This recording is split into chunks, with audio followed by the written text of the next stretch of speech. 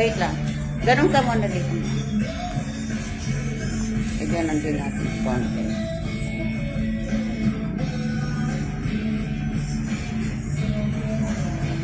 Yan.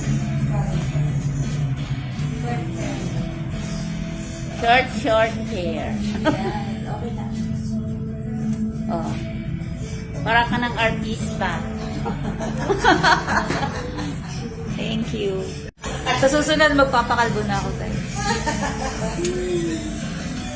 Ano nga nga ako